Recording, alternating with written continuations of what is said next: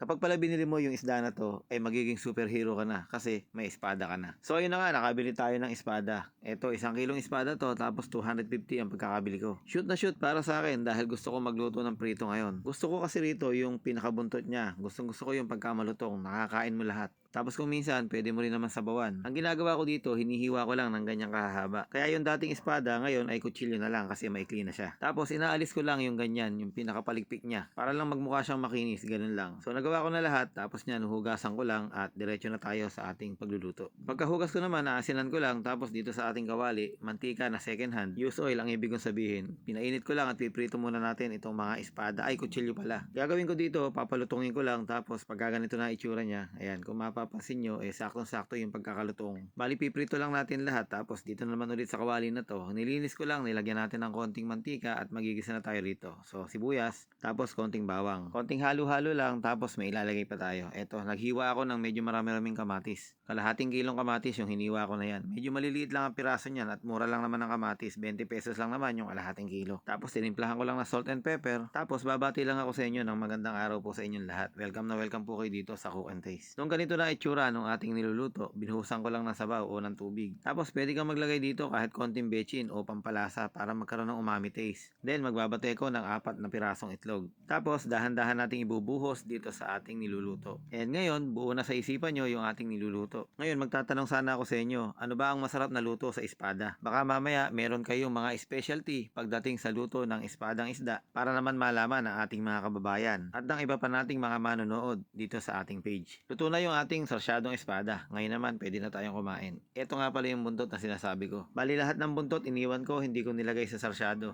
Tig-itigisa na kami pagdating sa buntot. Malutong kasi kaya talaga namang ang sarap kainin. Parang chicharon, kain ka lang ng kain, wala nang tinatapon. Basta malutong yung pagkakaprito mo. So paano? Maraming salamat po. God bless you.